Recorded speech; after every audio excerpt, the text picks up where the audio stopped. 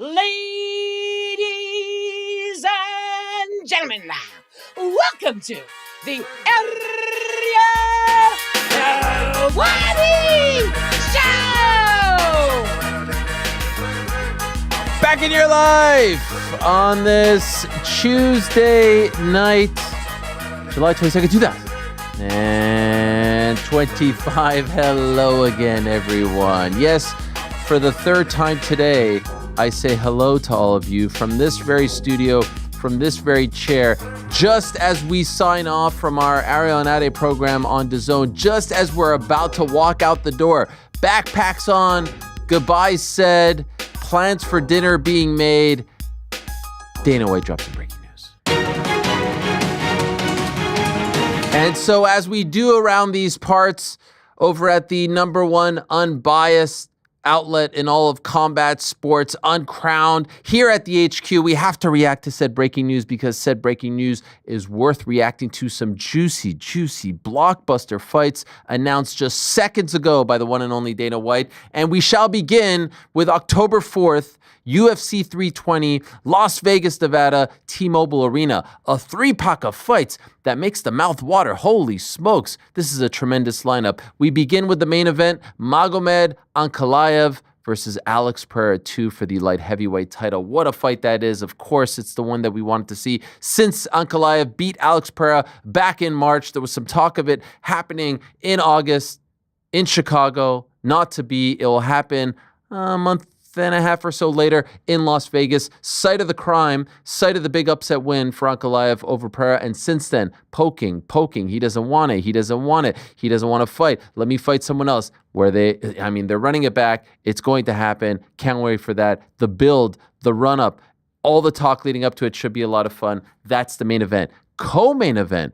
Expected this perhaps in December, but what could you say about Merab Dvalishvili? Best cardio in the game in the cage, best cardio in the game outside of the cage as well, because his activity is off the charts. He returns to action on October 4th, co-main event, UFC 320 against Corey Sandhagen. This is the one that we wanted. Merab Dvalishvili winning against Sugar Sean O'Malley back in June, a month and a half ago, here in the tri-state area, Newark, New Jersey. He won in June. Corey gets into the cage. He says, let's go. And I think we all thought, all right, maybe New York, November, maybe December, Las Vegas. No, Merab says, let's get it out of the way. Let's fight in October. Holy smokes.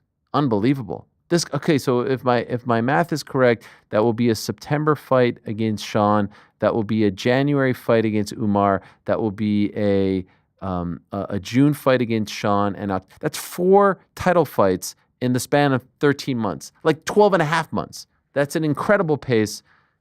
Much respect, more power to him.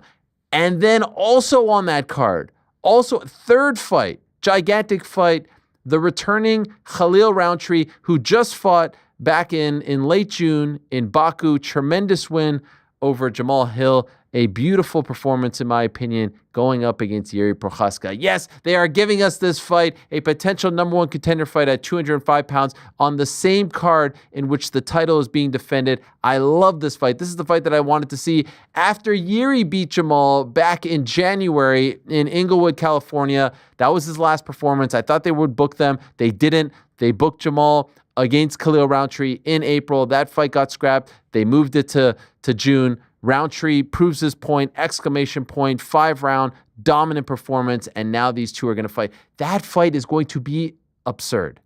I think of all the fights announced today, that might be my favorite one. That fight is going to be absurd. The striking, the battle on the feet. I don't know if a single takedown will be attempted, a single shot in that fight. I cannot wait for those two. Do not blink. 3 rounds, by the way. I don't think Dana announced 5 rounds. And to be honest, with 2 title fights above it, I would be surprised if it was a 5-round fight. But that to me is a number one contender fight. No ifs, ands, or buts. Then 3 weeks later, UFC 321 in Abu Dhabi, site of this weekend's card on ABC. This one, of course, a numbered show. UFC 321 headlined by the fight that we all thought would end up on this card as well, and it is the undisputed heavyweight champion of the world, the pride of Wigan, the one and only Tommy Aspinall. Tommy Aspinall, na. Tommy Aspinall, Tommy, defending his undisputed gold, technically for the very first time against the pride of France, the French prince himself, Bon Gamin himself, the one and only Ariel Helwani. These two have been going back and forth for the better part of 2, maybe 3 years. Well, this was the fight that we all thought was going to happen in Tom's official first title defense, and so it is in fact going to happen. Tom wanted to fight in Abu Dhabi. That was the sense that we got when he became undisputed champion. He didn't want to wait for New York. Let's be honest, the tax is a little better over there in Abu Dhabi compared to New York for an Englishman, for anyone, if we're being 100% honest. And so he wanted to be active. He wanted to fight in October. He wanted to fight in Abu Dhabi. It's closer to home, and so they oblige. And you'll recall a few weeks ago I said, it's looking like Magomed and Alex, October 4th. It's looking like Tom versus Cyril, October 25th. And it's looking like JDM versus Islam in New York. That would be the next pay-per-view. Now, that hasn't been officially announced. That hasn't been signed, sealed, and delivered. But at this point, I would be surprised, considering how the chips just fell earlier today. I would be surprised if it doesn't play out that way. For now, though, 4 incredible fights. 4 amazing fights all happening in the span of 21 days. October 4th pay-per-view, October 25th pay-per-view, 1 in Las Vegas, 1 in Abu Dhabi. No issues, no notes, no real problems with any of these. I said the one that jumped out to me that was like, oh, damn, we're getting this, was Yuri versus Khalil Roundtree, because that was the only one that we weren't quite 100%. Like, we all knew that Merab's next fight was going to be against Corey. We all knew Magomed's next fight was going to be against Alex. And we all suspected that Tom's first title defense, official title defense, would be against Ariel Helwani. That was the only one that was out there that was like, we want it to happen. We would like for it to happen, but they could go in a bunch of different ways. And so when I saw that, I was like, yes, incredible. Love that fight. Love that it's on the same card as the title fight. It should be a number 1 contender fight. Love the matchup. Love the style of the two of them coming together. Their fighting styles are similar in some ways because they like to strike, but very different in the way in which they strike. Love everything about it. So tremendous stuff there. No pay-per-view, by the way, in September. The Noche UFC card was turned into a fight night, and perhaps we are benefiting from that. They don't need a title fight in September. It's going to be Diego Lopez against John Silva, and so they can move one of those title fights. We get the second title fight on the October 4th pay-per-view, and then we get Tom. A lot of people are waiting for a UFC 319 co-main event. Who knows when, if, what that might be, but you're getting 4 incredible fights here announced just moments ago by the one and only Dana White. What jumped out to you guys? What did you guys get excited about when you saw this? We were literally walking out the door. I think what jumped out to all of us was we have to stick around and do a third show today. But other than that, putting your fan hat on, Connor, I see you itching. What do you want to say? Rick reads that tweet about 45 seconds later, and I don't think we'd be able to do a show. Literally, backpacks on. Yes. What sticks out to me the most is that we're going to get a Yuri fight against Khalil Roundtree, an Alex Pereira fight, trying to get his belt back, and Tom Aspinall defending his undisputed heavyweight title, all in the span of like 22 days. Oh, yeah, and then lob in Merab versus Corey on that as well. I mean, 320 is looking unbelievable. They always stack the Abu Dhabi card, so I imagine there's going to be much more fights to come on that behind Tom Aspinall and Ariel Helwani. But as far as announcements go, the month of October is looking very nice for the UFC. Rick? The beginning of the Tom Aspinall era starts in October. Yes. That is my number 1 reaction. Finally, we have pen to paper. Tom Aspinall has his marching orders, and that is the beginning of the heavyweight king's reign. I love that. And then he wins that fight, and then he defends the belt against Jon Jones at the White House on July 4th. Now, Sounds maybe like a you plan. slip like Buchecha in there. Maybe you slip Derek Lewis in there, and then he defends. You're giving Marcus Buchecha a title fight after one fight, fighting in the current jerker on Saturday? Rick wants the thumbnail for Boys in the Back on Thursday to be like Tom Aspinall's worst nightmare, and it's a picture of Buchecha. I actually proposed and that. us like looking scared in the corner of each of them. Didn't get the 319 co-main, but honestly, who cares? Because how good the main event is in that one. We'll get the co-main when we get the co-main. By the way, I couldn't care less. There doesn't have to be a co-main every time. No, there doesn't have to be like a big time 5-round. Costa co-main every versus time. Kopylov wasn't a exactly. blockbuster co-main event, and no one seemed to care. Why does everyone care about this one? I couldn't agree with you. Because they care because it was TBD versus TBD on the graphics, right. so they have to know. I mean, I don't want to make this a 3-19 thing. If they just had that fight and nothing else on the card, I'm still there. I don't give a shit. That's what I'm saying. Who cares? We got the main event. I see some people complaining about Volkov. Like, unfortunately, I thought he won that fight, but So the judges didn't score it that way. You have to give the shot to Cyril Gane. Also, Volkov lost to Tom Aspinall in the past in the very first round. Gane and Aspinall have been circling each other for 2-3 years now, like talking smack, subtle shots. I remember talking to Gane about Aspinall. He hasn't done anything. Aspinall responding. I remember when Aspinall was in France when Gane fought. Like this has to be the fight. This absolutely has to be the fight. Jalton Almeida's out there as well. Almeida's fighting Volkov, right? That was either officially announced or reported. Both of them have said that they've gotten the contracts. I don't know if it's officially been announced, but I would. But they're doing the right thing. Yeah, it's going to be on this card, so Volkov can just get the shot if he beats Jalton after. Yes, and I like that they're doing this more and more, putting a top contender fight on the same card. They're doing it obviously with the light heavyweight. So there's 3 title fights. Are all 3 champions going to still be the champion when these fights are over? How many? Like, what's the line at title changes? I would set it at over under 2.5. Really? Yeah. 2.5. Yeah, to the 3 title fights. I think Merab will title changes. I was okay. So you're going with retaining the belt. Yeah. Okay. I was what thinking, else would there be? I was saying title changes. So is there going to be? I was setting the line at 1 title change. Are there going to be more? It's still over 2.5. What do you mean? 2.5 is still the number. Bro, I've been sitting here for like 2.5 is the number. My brain isn't working number. right now. Title changes. How many champions defend their belts over under 2.5? I would imagine that Merab and Tom are going to be sizable favorites, and Magomed Ankalaev is going to be a favorite. You think Merab's a sizable favorite? Yes. Massive. Like a minus 450 or something. I think they already came out with the line. As big as he's been in recent memory.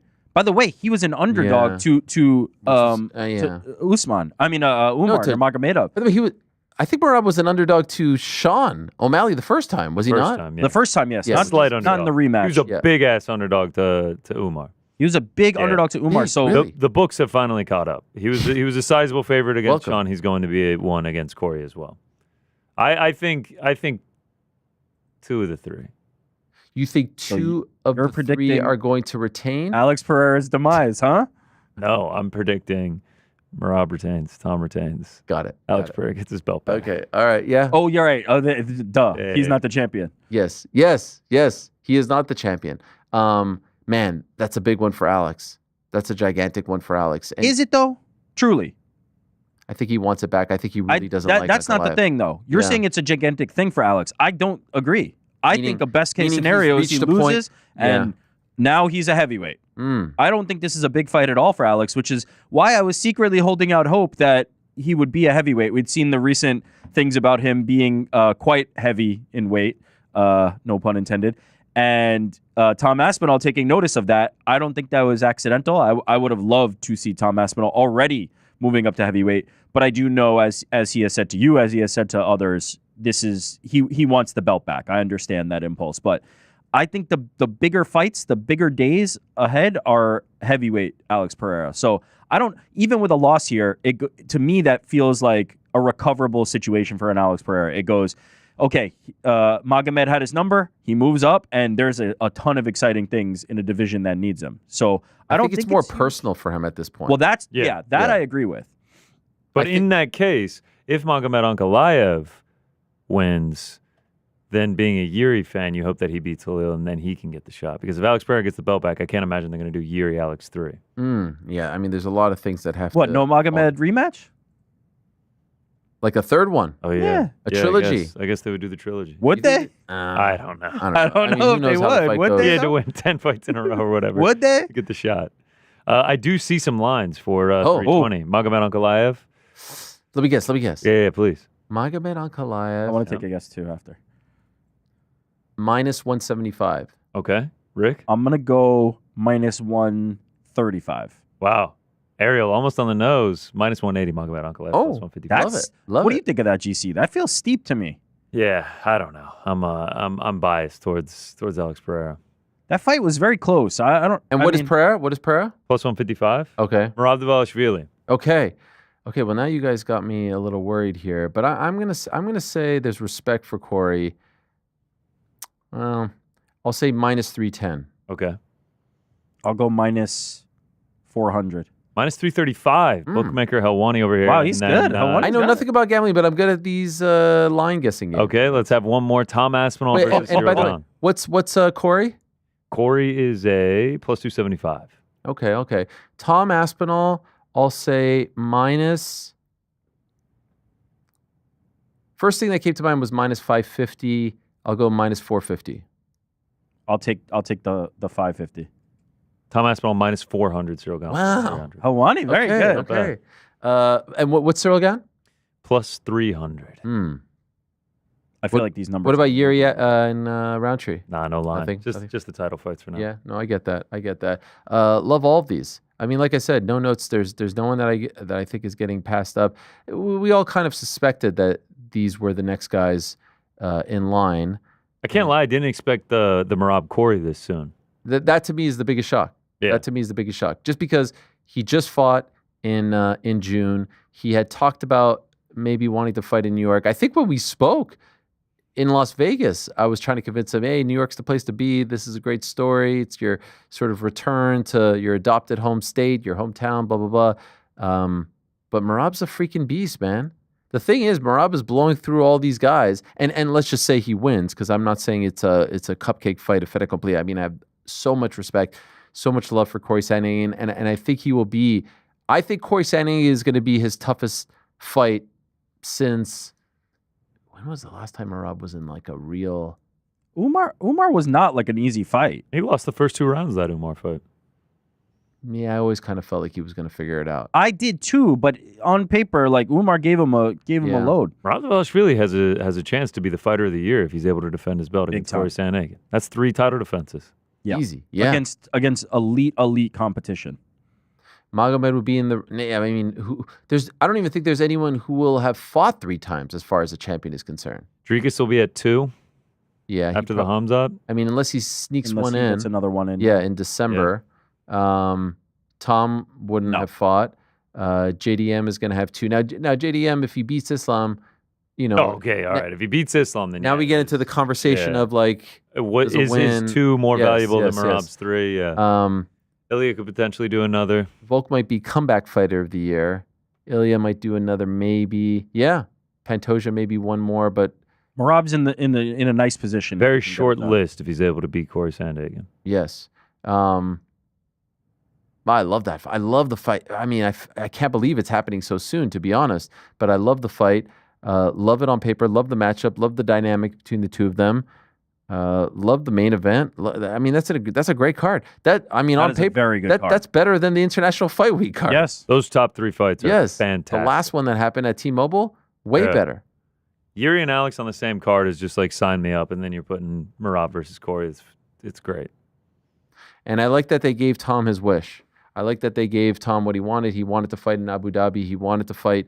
I don't think he asked for Cyril, but I think they all sort of came to the conclusion that Cyril Gahn was the guy, that it was the one that made the most sense. Have Almeida fight Volkov. There's not a lot of interest in the Volkov fight. He beat him already. If Almeida could get by Volkov, he would 100% be next, in my opinion.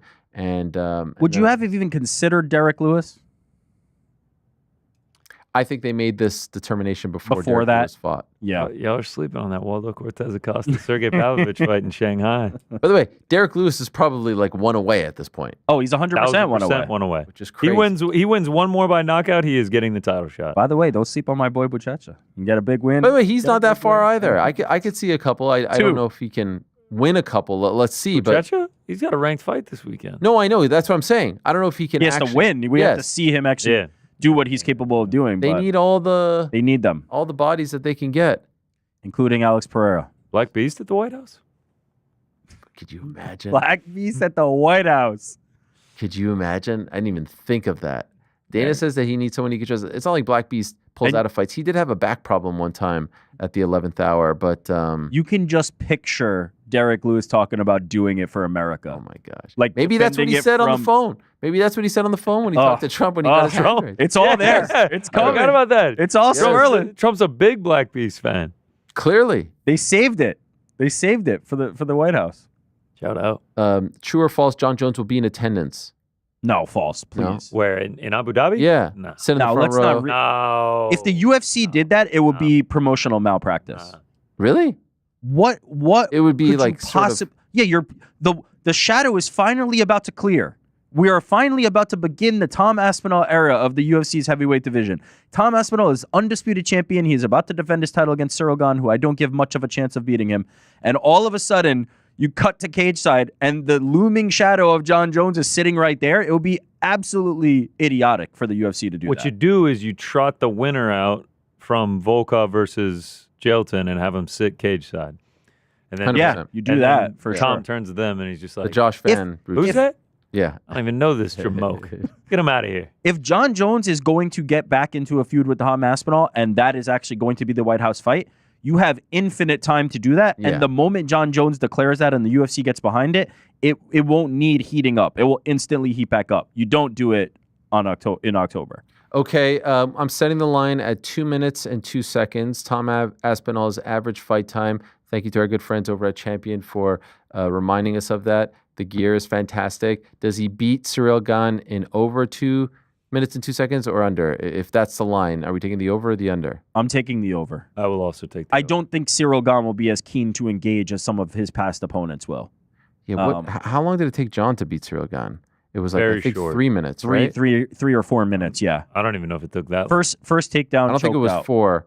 It was 2:04. Yeah. Wow, I was that's gonna say- crazy. Shit. All right. I was going to say That's it wasn't crazy. very long. Yeah, it wasn't very long. I don't think. Look, if Tom Aspinall shot a double leg on Cyril, I'm confident he'd take him down and be able to sub him relatively fast. I don't think Cyril is going to be willing to engage with Tom in the middle of the cage, and so I expect it will take a little. Maybe I'm wrong, but it feels like Cyril Gane's lack of grappling ability and his lack of ability to have that one-hitter quitter knockout power is going to be problematic against Tom Aspinall, a guy that can just finish you at any moment. If Tom, so everyone's going to compare Tom's performance to John's performance against Cyril. If Tom wants to try to outdo John's performance, he is going to have to go, unless he gets it at 2:03 or 2:02 on the dot, below his. Yeah. I think Tom historic knocking out record-breaking Cyril will average be right now. viewed as more significant than Tom submitting Cyril or the way that John submitted Cyril. The John one was just so shocking because John's moving up to heavyweight. We hadn't seen him in forever, and all of a sudden he walks in there and drops him like a sack of potatoes after choking him out. Like it was the shock and awe of the Jon Jones part of it. If Tom goes out there and ices Cyril Gane, it will be viewed, even if it takes a round and a half, it will be viewed as very significant. I pray that Tom doesn't feel any sort of pressure to beat that 2:04-minute mark as a comparison to Jon Jones, because something that's a lot more important than finishing Cyril Gane faster than Jon Jones is beating Cyril Gane, period. You can't lose the fight. You can't put yourself in harm's way and slip on a banana peel. No, but I can't wait. It will have been 15 months between fights. His last fight, I do believe, was July 27th, off the top of my head. It was this week last year. I remember because I was in Paris, and he called me in the middle of the night to show me about the hands in the gasoline. It was the final week of July. And so this will be the final week of October. A year later, it will be 15 months. He did train to be the backup fighter for the Stipe fight, but let's be honest, that's nothing. 15 months in between fights in the prime of his life, healthy, ready to go. It's unbelievable, played out this way. But the good news is the long-awaited return of Tom Aspinall is around the corner. I say around the corner, it's in 3 months from now, but still, it's great to have that date on the books. All right, we're going to keep this short and sweet. It's been a long day here for the team. It's been a long day for all of us. It's been a long day for all of you as well. But we wanted to get on here to react. We wanted to get on here to talk about it all. My voice is going to shit. You sound great. The good news is, Frank, we'll be back in approximately 7 would be 12 plus 5 would be 17 in about 18 hours from now. I drank that water. Yeah, he was counting the time, huh? No. Who's counting when you're having a great time?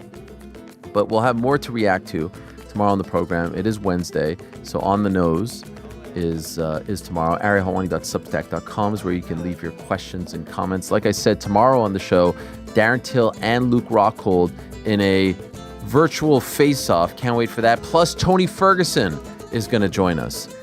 Maybe one of the fighters that we just talked about now. I have to work on those sorts of things. Or maybe we'll save that for next week. I don't know.